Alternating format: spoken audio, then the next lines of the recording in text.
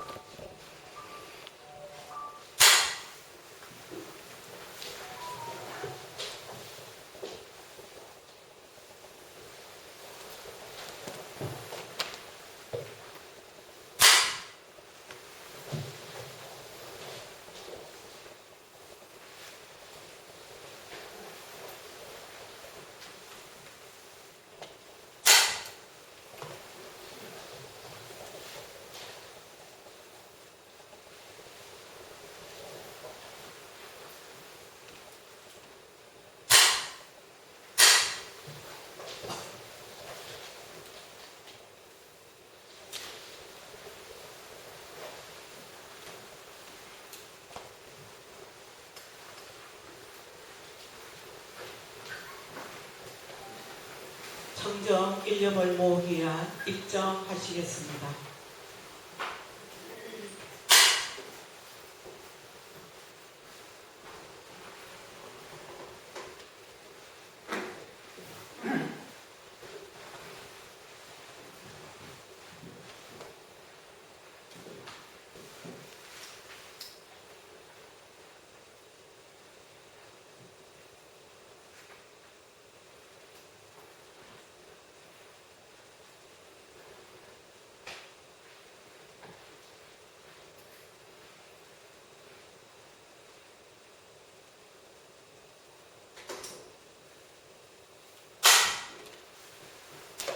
일상수행법을 감상하시겠습니다. 1월상 서원 동격순이 되겠습니다.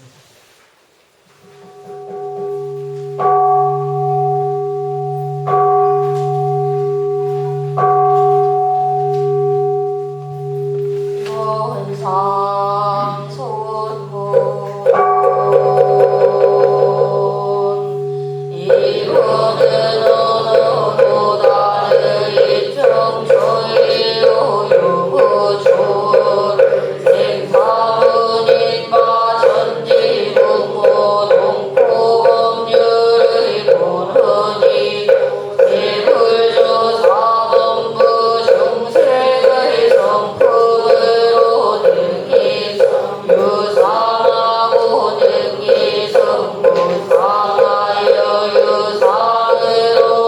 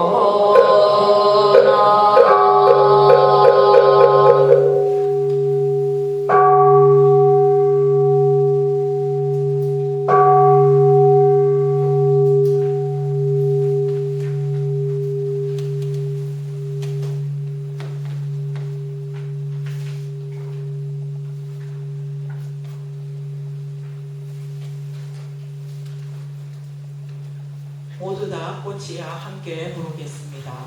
태보 쪽에 있으니 참조해 주시기 바랍니다.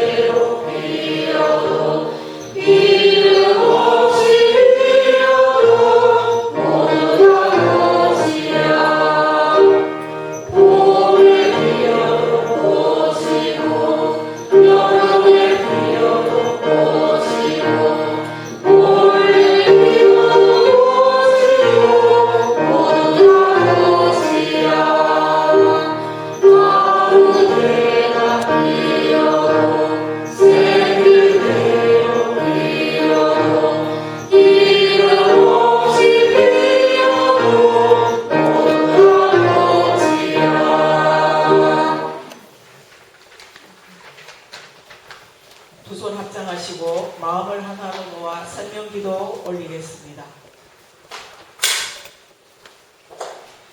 거룩하신 법신불 사언이시여, 온 세계로 전파된 코로나19로 인한 위기를 온 국민의 협력적 대처로 잘 이겨내고 또한 11주라는 석 달에 가까운 긴 시간 동안의 법회 휴회로 걱정과 답답함 속에서 버티고 견디면서 기도 정성으로 전 교도님들이 이루어낸 소중한 결실에 감사드리옵나이다. 그러나 아직 위험 요인이 남아있기에 교도님 한 분 한 분의 바이러스에 대처하는 성숙한 태도가 우리 교법을 잘 지키는 길임을 다시 한번 잊지 말아야겠습니다. 우리는 코로나19의 경험을 통해 온 인류가 한 가족, 한 생명임을 깊이 깨닫게 되었고 평범한 일상의 소중함을 깊이 느끼게 되었으며 감염의 위험 속에서도 이웃의 생명을 살리기 위해 노력하는 많은 공도자들이 사회 곳곳에 있음을 알게 되었나이다. 이 모든 것은 소태산 대종사님께서 이미 교법에서 밝혀주신 것이기에 우리는 더욱 신성으로 공부하며 우리 자신부터 정신 개벽을 하고 생활 속에서 공도 정신을 발휘하는 대봉공인이 되어야겠습니다. 또한 일상 수행의 요법을 일일이 실행하여 어떠한 위기와 난간이 와도 바로 위력을 나툴 수 있는 그런 대봉공인이 될 것을 다짐하며 일심으로 비옵나이다.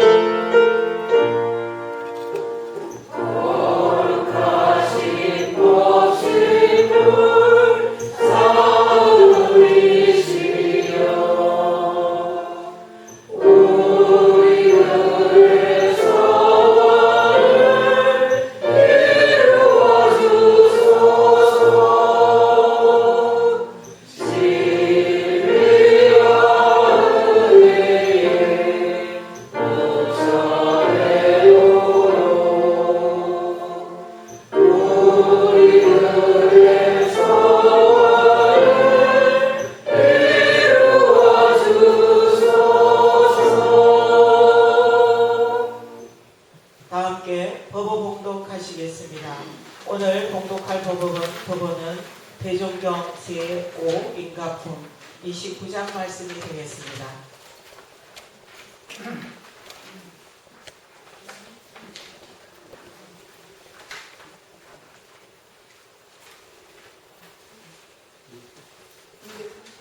태보에 나와 있습니다. 회고에도 있습니다. 회고 나와 있어. 회고에 관련 부분 나와 있으니까 그거 보시고 읽으시면 되겠습니다. 29. 하루는 체내선이 대종공양을 올리는지라 대종사 대종과 함께 공양을 마치신 후 말씀하시기를 사람이 같은 분량의 복을 짓고도 그 값을 받는 데에는 각각 차등이 없지 아니하나니 그것이 물질의 분량에만 있는 것이 아니라 마음의 신천에도 있는 것이며 또는 상대체의 능력과에도 있나니라. 영광에서 농부 한 사람이 어느 해 여름 상마에 갈릴리 세 사람의 월천을 하여 준 일이 있어서 그로 인하여 그들과 서로 알고 지내게 되었는데 그 농부는 한날 한시에 똑같은 수고를 들여 세 사람을 건네 주었건만은 9일에 세 사람이 그 농부의 공을 갚는 데에는 각각 자기의 권리와 능력의 정도에 따라 상당한 차등이 있었다 하나니 이것이 비록 현실에 나타난 일부의 말에 불과하나 그 이치는 과거, 현재, 미래를 통하여 복짓고 본받는 내역이 되게 그러하다니라. 이상은 인과품 29장 말씀이었습니다. 다 함께 일상수행의 요법을 암송하시겠습니다. 일상수행의 요법 1. 심지는 원래 요란함이 없건만은 경계를 따라 있어지나니 그 요란함을 없게 하는 것으로서 자승의 정을 세우자. 2. 심지는 원래 어리석음이 없건만은 경계를 따라 있어지나니 그 어리석음을 없게 하는 것으로서 자승의 해를 세우자. 3. 심지는 원래 그름이 없건만은 경계를 따라 있어지나니 그 그름을 얻게 하는 것으로서 자승의 계를 세우자. 4.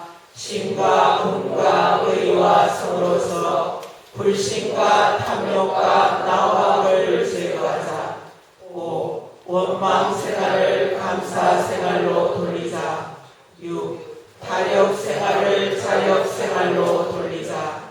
7. 배울 줄 모르는 사람을 잘 배우는 사람으로 돌리자. 8. 가르칠 줄 모르는 사람을 잘 가르치는 사람으로 돌리자. 9. 호기심 없는 사람을 호기심 있는 사람으로 돌리자. 성가 90장 불문에 들어오니 부르시겠습니다. 1절만 부르겠습니다.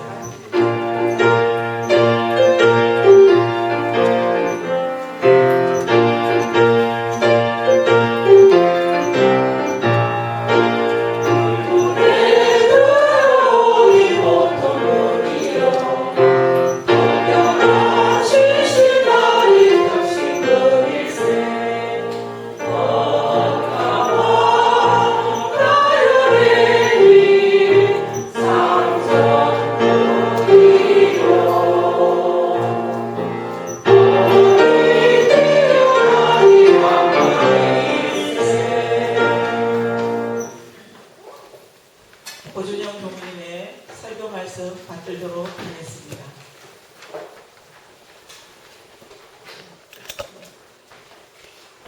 반갑습니다. 반갑습니다. 정말 오랜만에 이 자리에서 뵙는 것 같습니다. 너무 오랜만에 하는 이런 귀한 자리인데 지사님께서 사실 그동안 너무 설법을 많이 하셔서 저에게 기회를 주셔서 이렇게 교도님들 앞에 서게 되었습니다. 본문을 봉독해 드리겠습니다. 사람이 같은 분량의 복을 짓고도 그 과를 받는 데에는 각각 차등이 없지 아니하나니 그것이 물질의 분량에만 있는 것이 아니라 마음의 심천에도 있는 것이며 또는 상대처의 능력 여하에도 있나니라. 천상세계는 곧 공부의 정도를 구분하여 놓은 것에 불과하나니 하늘이나 땅이나 실력 갖춘 공부인이 있는 곳이 곧 천상이니라. 이상은 대종경 제5인과품 29장과 제6변이품 11장 말씀이었습니다. 제가 1년차 부교무 시절에 지사님께서는 그때 당시 정광교당 교무님이셨지만 양정교당의 대부분 법회나 교리 공부, 마음 공부를 하고 계셨습니다. 그리고 여기서도 매월 넷째 주가 되면 꼭 지사님께서 설법을 하셨는데 저는 이제 회보를 만들어야 되니까 미리 그 말씀을 설법의 요지를 여쭙거든요. 아니면 어떤 주제로 하실 건가 이렇게 여쭤봐서 관련 본문을 실기도 하고 아니면은 이제 교무님께서 줄거리를 요약해 주시면 그거를 실기도 했습니다. 그런데 몇 달간은 항상 제가 이번 주는 어떤 내용으로 설법을 하시나요? 요즘 항상 33천이라는 대답을 몇 달간 하셨습니다. 그래서 제가 또요? 이렇게 여쭤보면 왜 또 33천인가요? 저번에 하셨던 것 같은데 여쭤보면 지사님께서는 아직 안 끝났다 하셔서 참 그 내용이 참 길구나 하면서 한동안 넷째 주 회보의 앞장은 33천의 내용이었습니다. 근데 제가 어린이 법회를 보다 보니까 일반 법회에 들어올 일이 없었고 그래서 지사님 설법을 들은 적이 없었지만 이제 오며 가며 듣게 되는 단어나 이렇게 회보에 실린 내용을 보면 보리천, 야마천, 무슨 천 이런 내용들이 나오는데 그게 저한테 되게 뜬구름 잡기처럼 이렇게 들리는 거예요. 되게 머나먼 별나라 이야기처럼 들리고 그래서 유치원 교직원 법회에도 제가 출석 체크를 위해 이제 들어갈 때가 있었거든요. 그래서 들어가서 잠시 앉아있으면 또 교사들한테 33천 이야기를 하시는 거예요. 이제 그걸 보면서 왜 저렇게 어려운 말씀을 저런 선생님들에게 관심이 없으실 것 같은데 하실까? 불교적 그런 이야기를 하실까?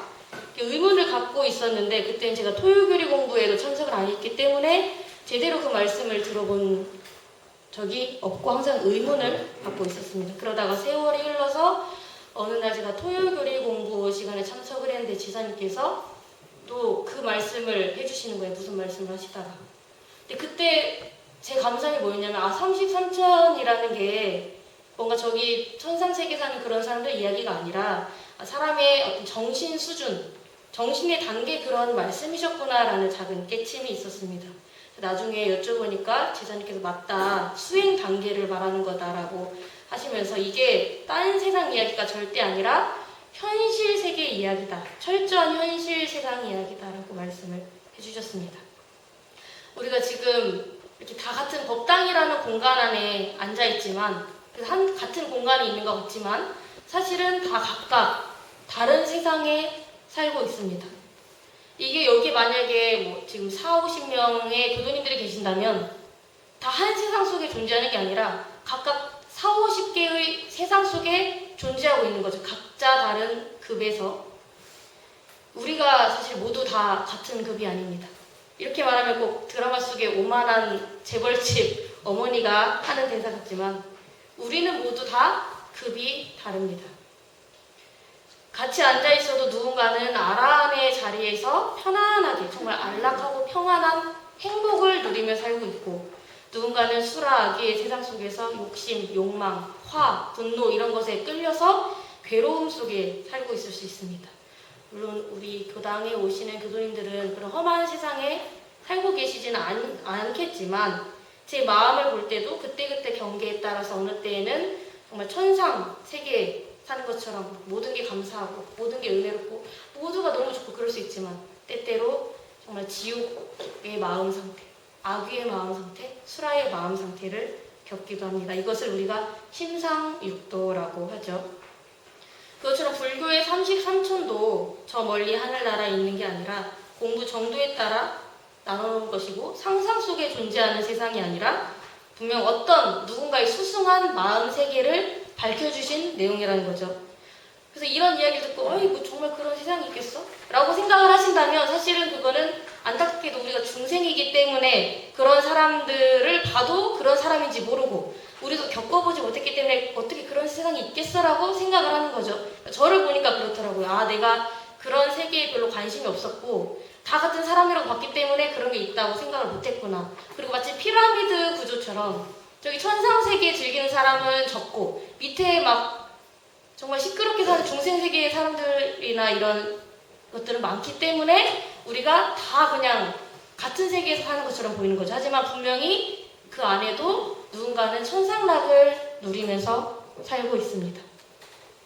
그렇다면 왜 이런 단계가 공부의 단계, 수행의 단계가 중요한 걸까요? 그 이유는 대종사님께서 밝혀주신 것처럼 내가 같은 업을 짓고도 받는 복이나 받는 죄가 달라지기 때문입니다. 아주 비근한 예로 제가 자주 드는 예화인데 사람과 모기가 다 같은 생명체잖아요. 그렇죠? 하지만 그 급이 매우 다르다고 할 수 있습니다. 사람은 이렇게 한 손으로 아니면 손가락으로도 모기를 죽일 수 있잖아요. 그 생명을 마감시킬 수 있지만 우리가 모기를 죽인 그 과보로 받는 것은 그냥 모기가 자꾸 저녁에 윙윙거려서 잠을 못 잤다, 아니 날 물어서 간지럽게 했다, 이 정도 과보에 그칠 수밖에 없다는 거죠. 왜냐하면 우리의 급이 다르기 때문에. 물론 그 말라리아나 댕기열처럼 모기를 매개로 한 그런 병들은 수많은 사상자를 내긴 했지만 이거는 막 사람과 모기와의 죽여서 이런 관계보다 또 다른 인과가 이제 얽혀 있는 것이고, 제가 조금 전 말씀드린 그 예시는 일반적으로 우리 생활 속에서 우리가 모기를 죽였다고 해서 바로 우리가 죽는 게 아니잖아요. 그 과보로. 그것처럼 우리는 급이 다르기 때문에 내가 그 상대에게 어떤 해를 가했을 때 내가 받는 과보가 이 상대와 나의 급의 차이에 따라서 과보 역시 달라질 수 있다는 거죠. 이거는 사람과 사람 사이에서도 마찬가지입니다.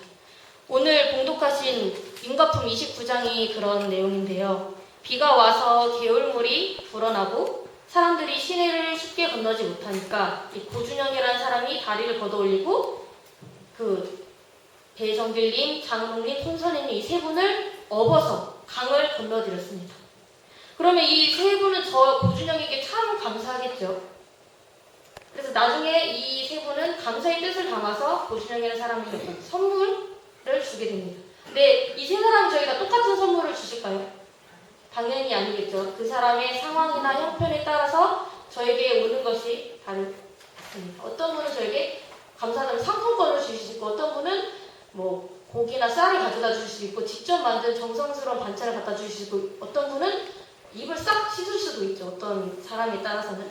우리가 같은 은혜를 입혀도 그 은혜를 입힐 때의 나의 마음이나 받는 사람의 마음이나 그리고 받는 사람의 능력 정도에 따라서도 이 과보가 달라진다는 거예요. 나는 똑같은 은혜를 입혔지만 그 사람이 어떤 상황이냐, 어떤 급이냐에 따라서 이게 달라진다는 것입니다.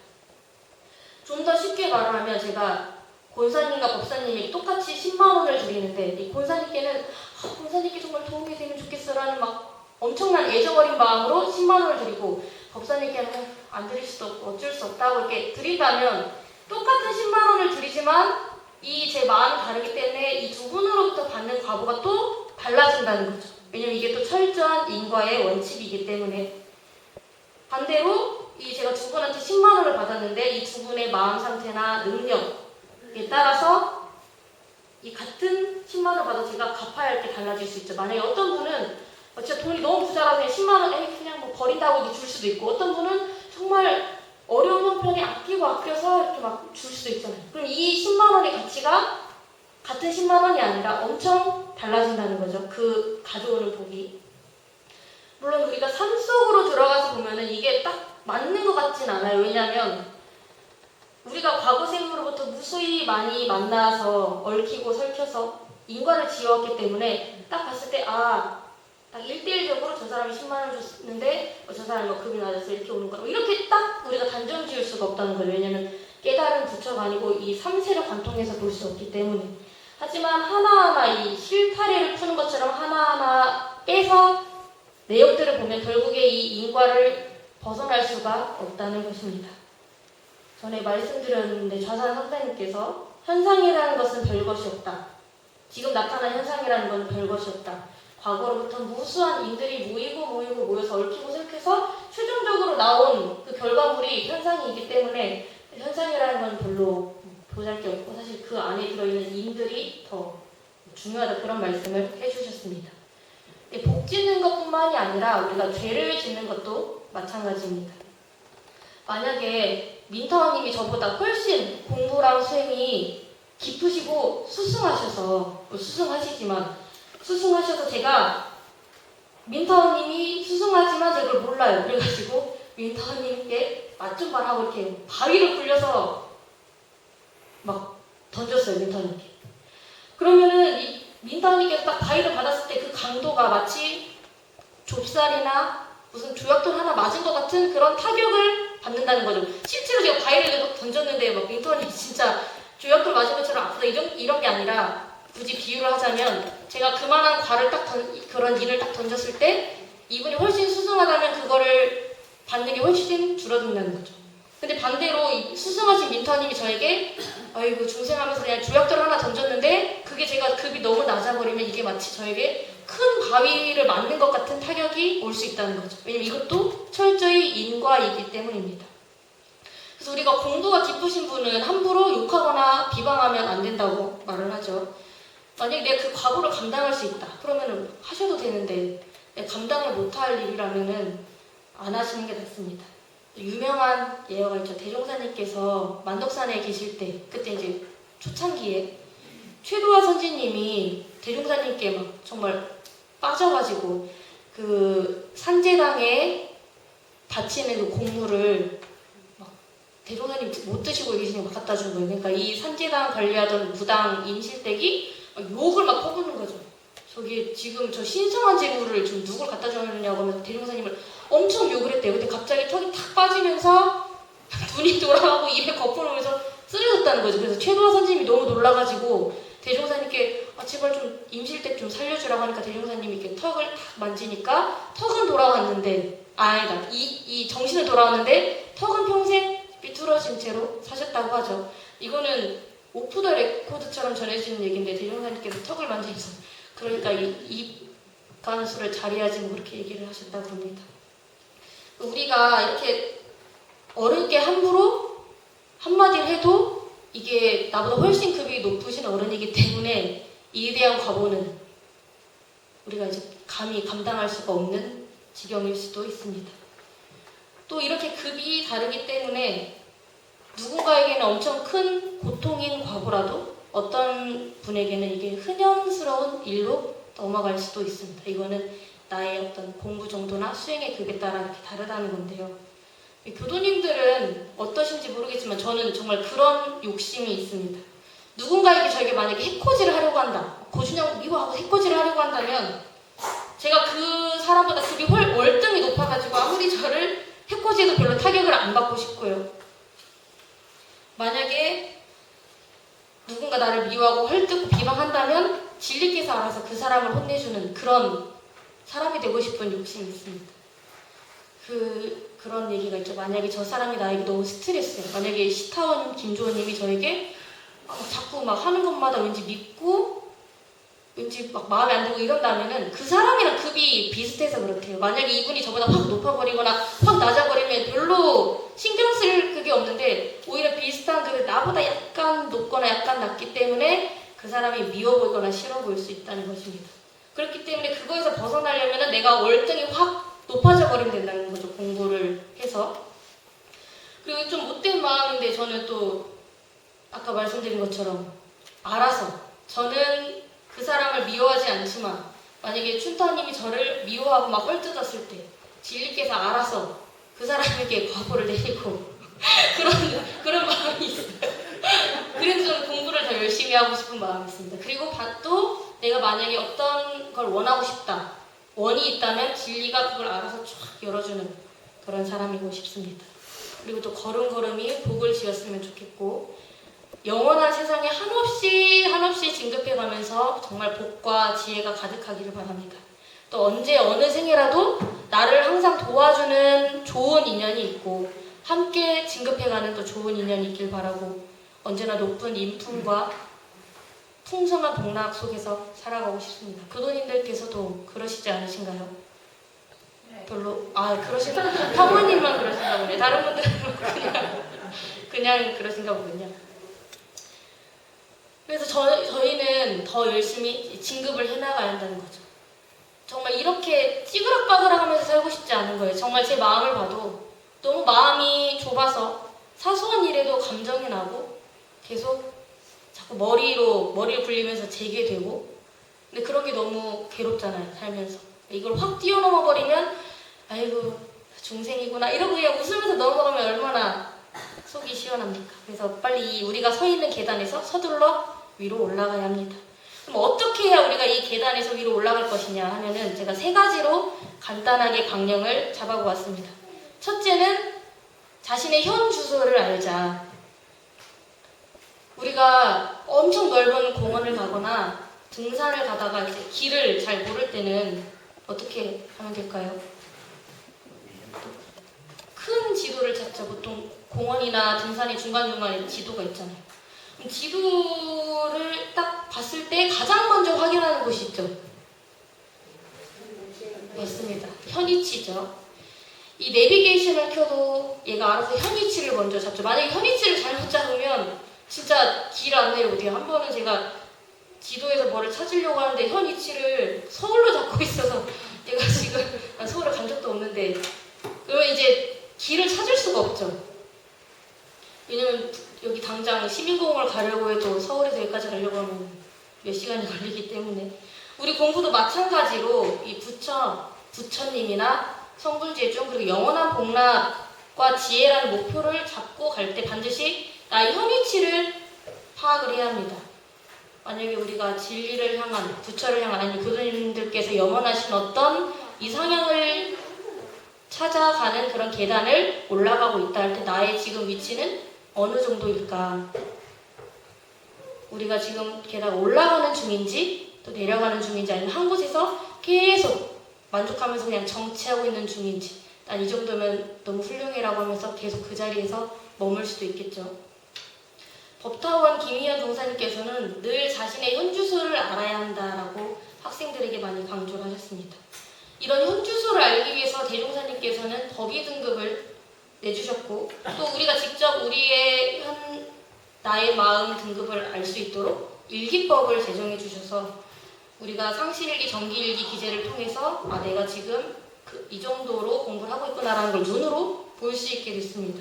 그리고 계문만 제대로 기재를 해도 자기의 공부 정도를 알 수 있거든요. 왜냐하면 계문도 보통급 10개, 특신급 10개, 법마 상징급 10개를 내주셨기 때문에 만약에 나 공부를 엄청 잘하고 있다 생각을 했는데 보통급에서 계속 걸린다 그러면은 그냥 그분은 보통급인 거죠. 물론 다른 부분은 좀 수승할 수 있지만 나는 뭐 특별히 하는 게 없는 것 같은데 보통급에 걸리는 게 없고 특신급도 별로 걸림이 없다. 그런 분은 수승한 급인 거죠. 나도 모르는 사이에 수승한 급이 되신 거겠죠. 스승님들은 정전의 순서를 연마해 보라고 말씀을 하십니다. 처음은 이제 일원상부터 시작해서 이제 개교의 동기 그리고 끝은 뭔가요? 전유신 교수님 가장 끝에 정전 가장 끝에 뭐가 있죠? 네, 법의 등급이 있습니다. 정전 가장 마지막에 법의 등급이 있는 이유는 이제 스승님들께서 그렇게 말씀을 해주십니다. 우리가 처음부터 순서 따라 공부를 해나가는데 이제 개교의 동기가 먼저 원불교 왜 나와 있을까? 대종사님께서 어떤 큰 포부를 가지셨을까? 그래서 나의 어떤 경륜과 대종사님의 경륜을 이제 매치시키고 공부를 해나가는데 마지막 법의 등급에 가서 이제 내가 쭉 보통급부터 대강열애까지 읽어보면서 나의 등급이 지금 어느 정도인가를 혼자 체크를 해보라는 거죠. 나는 공부를 했다 했는데 보통급 내용도 걸린다. 아니 막 쑥쑥 넘어가고 막 법마상정급에 걸린다. 이러면 자기가 스스로 점검을 해볼 수가 있잖아요. 그리고 그렇게 딱 등급을 확인한 후에 다시 정전 앞으로 돌아와서 또 이렇게 차곡차곡 공부를 해나가고 또 마지막에 점검을 하고 그렇기 때문에 정전이 이런 순서로 짜여 있다라고 얘기를 해주셨습니다. 그리고 또 원불교에는 공부 성적과 사업 성적이 있죠. 이게 또 딱 맞아라고 할 수는 없지만 대체적으로 틀림이 없고 우리가 천도를 받을 때에도 자기가 지었던 그 공부 성적, 사업 성적이 따라간다고 합니다. 전산 종법사님께서는 어느 종교도 이렇게 법의를 분명히 밝힌 곳이 없다라고 얘기를 해주셨습니다. 그리고 인거품 24장이나 정산종사법을 보면 또 내가 지금 진급기에 있는지 간급기에 있는지 알려주시는 그런 본문들도 있습니다. 그래서 우리가 시시때때로 자기 마음을 점검해 볼 수 있도록 하시는데요. 그래서 제가 가끔 그 학생 설교를 할 때 제가 그 본문을 좋아하니까 진급기, 간급기 본문을 같이 읽으면서 설교를 할 때가 있었는데 보면은 스스로도 많이 찔리는 거예요. 내가 공부를 하고 있다 생각했는데 되게 간급기에 있는 사람의 마음을 가질 때가 많구나 이렇게 좀 많이 반성을 하게 될 때가 있습니다. 여기서 주의할 점이 있는데 현주소를 안다는 것이 나는 욕심이 많으니까 육도 중에 난 악의 단계인가 보다 또는 나는 자꾸 사람들이랑 부딪히고 막 화가 많고 충돌이 많으니까 나는 좀 수라 관계인가 보다. 내가 수라라서 그래. 이렇게 하면서 자기에게 중생의 삶을 또 씌워서는 안 된다는 건데요. 제가 33천이 너무 높은 그처럼 느껴져서 지사님께 그거 말고 좀 인간 단계를 나눈 건 없나요? 이렇게 여쭤봤거든요. 뭔가 매치를 시키고 싶어도 33천이랑 매치가 딱 안 되는 거예요, 제가. 그래서 뭔가 33천 말고 우리 평범한 인간에 있어서 좀 이렇게 그런 등급이 없나 했더니 뭐라고 하셨냐면 그 중생은 그 아래 단계를 이야기를 하면 난 욕계 중에 이런 자리에 있어서 이래 라고 하면서 스스로 또 규정짓는 마음이 나기 때문에 굳이 그에 대해서 부처님께서도 그리고 대종사님께서도 세세히 밝히지 않으셨다고 합니다. 우리 법에 든 것도 보면은 중생급은 이렇다 이런 게 없잖아요. 무조건 보통급부터 시작을 하잖아요. 그게 저는 그냥 원불교 교전이니까 그런가 보다 했는데 그게 아니고 우리가 밑에 단계를 또 밝혀주면 또 막 우리가 혈액형도 내가 O형이라 그래 A형이라 그래 이런 것처럼 내가 수라라 그래 이렇게 마음이 나기 때문에 그게 오히려 공부에 마장이 된다는 거죠. 더 나아가면 되는데 그리고 계속 부처를 생각하면 되는데 나는 수라라서 충돌 어쩔 수 없어 이렇게 거기에 안심하고 계속 강급해버리면 안 되잖아요. 우리가 현주소를 알 때 절대 내가 이 중생이라는 틀에 사로잡혀서는 안 된다. 두 번째는 끊임없이 복과 지혜를 닦아야 합니다. 너무 당연한 말이죠. 우리가 이 등급이 계속 올라가려면 끊임없이 복과 지혜를 닦아야 되는데 이 사람들이 복을 짓는 모습을 보면 이게 다 천태망상입니다. 우리가 다 같이 복을 짓는 것 같지만 그 마음에 따라서 모양새가 다 다르다는 거죠. 어떤 분들은 정말 사아 없이 남을 위하는 마음으로 그냥 이지한 교도님이 너무 그냥 좋아서 아니면 또 누군가가 너무 안타까워서 복을 짓는 분이 있죠. 정말 그분을 위하는 마음으로.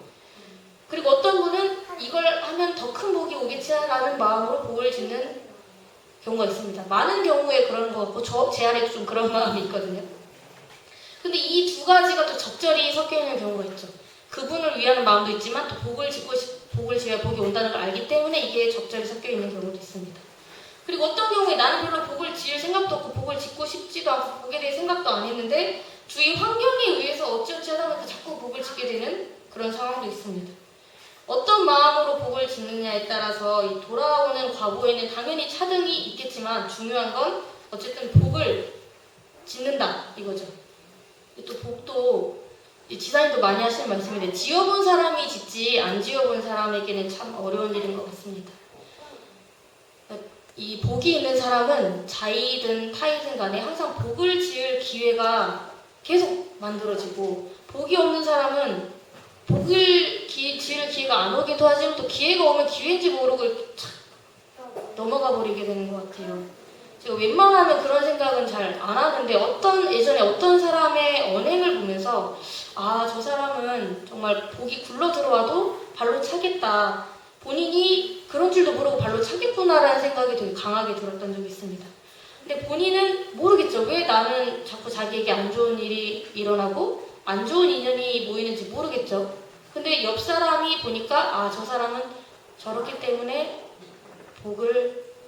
복이 참 안타깝지만 없겠다 이렇게 알아지는 경우가 있습니다. 그 모습을 보면서 저도 정말 그때 반성을 많이 했는데요.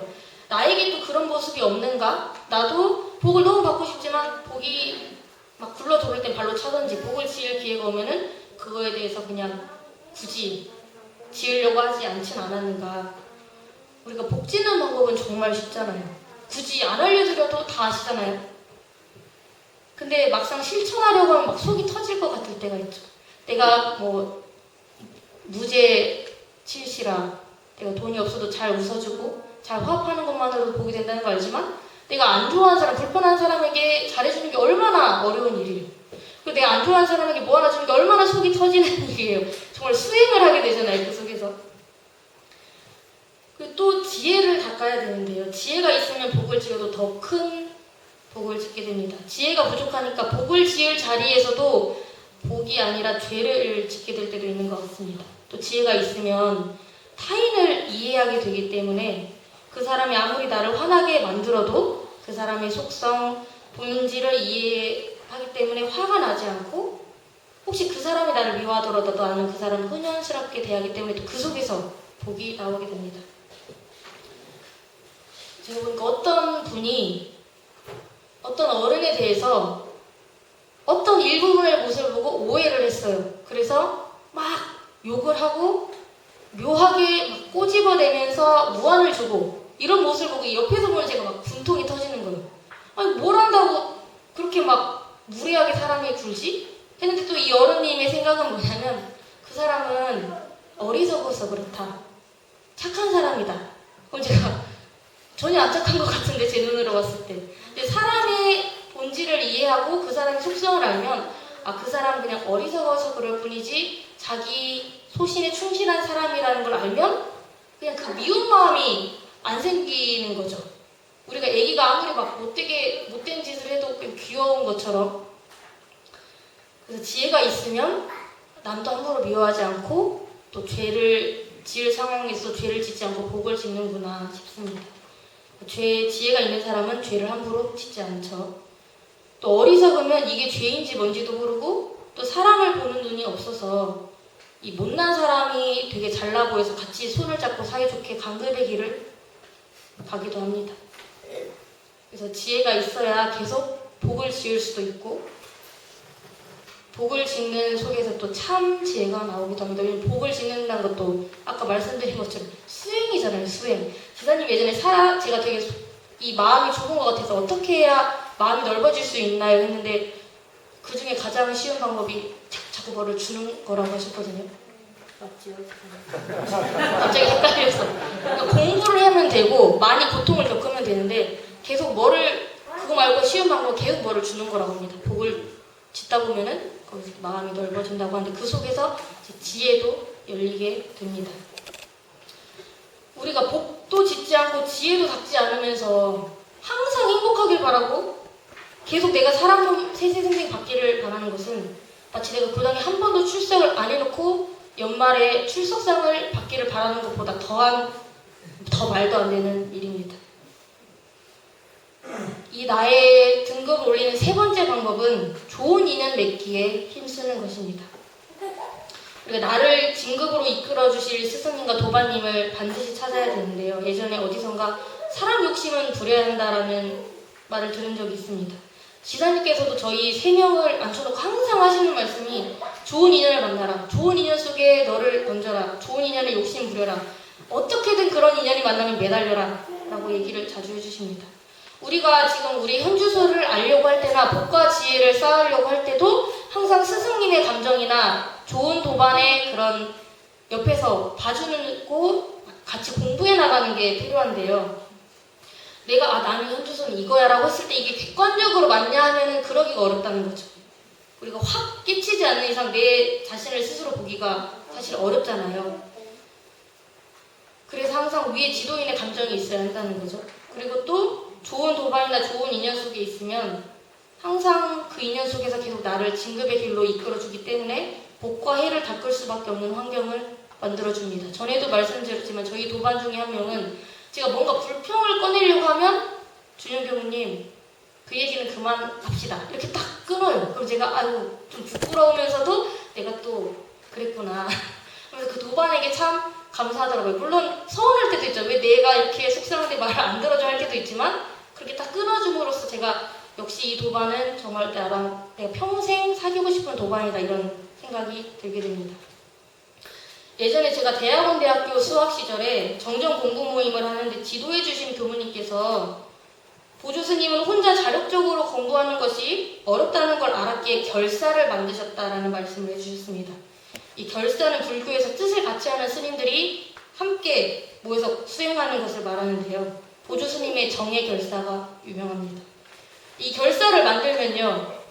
처음에는 그래 모여 해서 다 모였다가 한 명 떨어져 나가서 나중에 혼자 남는데 보조 스님이. 그럼 또 만들면서 또 결사 모여 해서 또 모였다가 흩어지고 모였다가 흩어지고 이 속에서 계속 공부를 하셨다고 합니다.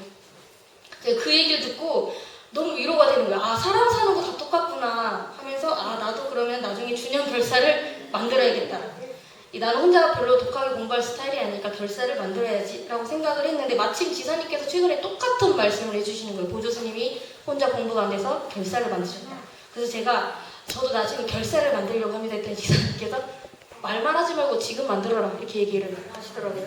그래서 제가 조만간 양정부당 결사를 만들도록 하겠습니다. 양정 결사를 만들어서 우주스님 같은 분들께 어려워하시니까 저희도 뭐 선을 하든지 연구를 하든지 요가를 하든지 해가지고 예전에 우리 공부 모임이 한참 잘 됐는데 이게 다 좀 흐지부지 됐었잖아요. 그래서 조만간 또 결사를 만들어서 같이 공부를 하고 하다가 또 마음이 좀 쉬어갈 때도 있잖아요. 그러면 또다시 흩어졌다가 또 만들고 이렇게 하면서 계속 진급으로 나아갔으면 좋겠습니다. 함께 공부해가면 훨씬 수월하잖아요. 혼자 하는 것보다. 좋은 인연 속에서 자신도 모르게 계속 물들어가게 되고 그럼 자신의 습관이 변하고 인격도 변하고 그럼 나중에 인생도 변하게 되겠죠. 그리고 나도 모르는 사이에 진급하게 되는 거예요. 나는 그냥 공부하는 사람 따라서 그냥 다녔을 뿐인데 뭐 그렇게 애쓰지도 않았는데 진급을 차근차근 해나가고 있게 되는 것입니다. 마치 산에 오를 때 힘들어서 그냥 좀 여기서 좀 쉴래 하는데 도반이 좀만 더 가서 쉬자면서 손을 이끌어주는 것처럼 그렇게 끌려가게 된다는 거죠. 제가 오늘 이런 설교를 하고 싶어요 라고 말씀을 드리면서 감정을 받으니까 지사님께서 이런 말씀을 해주셨습니다. 인연이 아니고는 대형 복이 오지 않는다. 정말 큰 복이 오지 않는다. 현대 정주영 씨도 박정희 대통령을 만나서 크게 기업을 일으키게 되었고 한진의 조종은 씨도 미 8군 사령관과 인연이 돼서 크게 일으킬 수 있는 기원이 되었으며 정산종사님도 대종사님을 만나며 그리고 대종사님께서도 정산종사님을 만나서 이렇게 회상을 펴시면서 서로에게 정말 꿈같은 인연이 되어 주었다. 주역에 이견대인이라는 글귀가 있는데 대인, 즉 지혜와 덕이 뛰어난 그런 큰 사람을 만나면 이롭다는 것이다. 결국 이로움이라는 것은, 복이라는 것은 어떤 인연을 만나느냐에 따라 달린 것이며 그 인연을 만나기 위해서는 내가 다 희생해도 좋다. 얘기를 하셨는데 제가 너무 좋아서 그대로 넣어봤습니다. 결국 인연이라는 것은 큰 복을 열어감에 있어서 가장 중요한 키라는 건데요. 유순신 장군께서도 사실은 유성룡이라는 자기를 알아봐주는 좋은 인연이 있었기 때문에 고을 현감에서 전라 좌수사로 급격 승진을 하게 되셨죠. 아마 다 모르실 것 같은데 제가 이 예화를 꼭 들고 싶어서 게임에 보면은 치트키라는 게 있습니다. 게임을 안 하셔서 모르겠지만 조준성님은 아시려나? 이 스타크래프트에서도 치트키라는 게 있는데 이게 뭐냐면 원래 게임 개발자들이 그 게임을 개발할 때 막 천천히 게임을 다 하면서 뭐 부족한 점 찾고 이럴 수가 없잖아요. 그래서 어떤 명령어를 누르면 막 일이 착착착착 빨리 진행이 돼가지고 더 빨리 오류를 체크할 수 있게 되는 거죠. 근데 이게 사람들의 흥미를 위해서 제공하기도 하는데 어떤 게임에서 어떤 명령어를 입력을 하면 뭐 건물을 천천히 지어야 되는데 뭐 순식간에 지어지거나 뭐 돈을 하나하나 캐야 되는데 갑자기 돈이 막 생기거나 갑자기 캐릭터들이 막 강해지거나 이런 식으로 시간을 확 단축시켜주는 동시에 능력을 최대로 만들어주는 게 이제 치트키라고 해서 젊은 사람들이 뭐 그런 상황이 있을 때 이거 치트키다 라고 이렇게 얘기를 하거든요. 예를 들면 네, 아닙니다. 좀 더 쉽게 말하면 시간과 힘을 들여야 하는 과정이 확 지나가 버리는 거를 우리가 치트키 쓴다 라고 표현을 하는데 제가 정말 좋은 인연을 만난다는 건 치트키를 쓰는 것과 같다라는 생각이 드는 거죠. 내가 정말 그냥 살 인생인데 어떻게 스승님을 만나서 이 법을 알아서 인과를 알고 복을 짓고자 노력을 하고 죄를 안 짓게 노력을 하면 앞으로 인생이 확 열릴 텐데 이 얼마나 정말 치트키 이상이죠. 그래서 항상 좋은 인연 맺기에도 힘쓰시고 좋은 인연이 보이면 욕심내서라도 어떻게든 매달려야 합니다. 부처님을 만나면 뺨을 때려서라도 인연을 맺어야 한다라고 그런 얘기가 있었는데 물론 그 과거가 엄청나겠지만 인연이 엄청 진하게 맺어지잖아요. 그 정도로 인연 욕심을 가지라는 거죠. 오늘 저는 사람마다 각기 공부 단계, 수행의 정도, 마음의 깊이가 다르고 그렇게 각자가 살고 있는 세계가 다르다는 말씀을 드렸습니다. 그리고 자신의 급을 높이고 끊임없이 진급해 나가기 위해서 첫째, 현재 자신의 현 주소를 알자. 둘째, 끊임없이 복과 지혜를 닦자. 셋째, 좋은 인연 맺기에 힘쓰자. 이 세 가지 강령으로 말씀을 드렸습니다. 그리고 코로나19로 오랜 기간 어려움을 겪었는데 혹시 그 속에서 마음이 좀 풀어진 감이 있다면 이제 다시금 추워 잡으시고 영성의 대진급을 향한 분발심을 내서 영원한 진급의 길로 나아가시고 항상 복과 해가 가득하신 교도님들 되시기를 바랍니다. 이상으로 마치겠습니다. 감사합니다. 각자의 원하시는 바에 따라 묵상 신고 올리시겠습니다.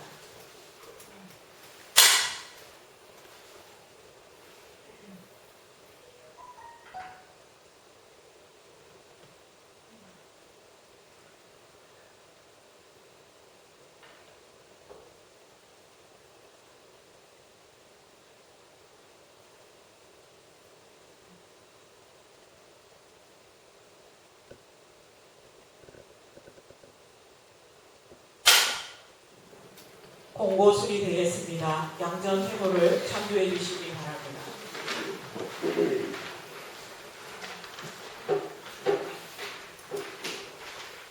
고 조정현 영가의 전도제가 있습니다. 바로 법회가 끝난 뒤에 11시부터 37 제식이 있으니까 함께 모두 마음을 모아주시기 바랍니다. 그리고 전도제 후 제주 공양이 있습니다. 많이 참여해 주시기 바랍니다. 그리고 부탁의 말씀이 있습니다. 타 지역을 방문하신 교도님께서는 그 주의 법회를 온라인 법회로 참석해 주시면 감사하겠습니다. 일정 안내입니다. 5월 20일 수요일 오전 10시 30분에 양천교당에서 복구 교정지도가 있습니다. 그리고 5월 24일에서 30일까지 대법당에서 부처님 오신 날 특별기도가 진행됩니다. 그리고 5월 30일 날 오전 10시에 대법당에서 부처님 오신 날 기념식이 있습니다. 관등표를 작성해 주시기 바랍니다.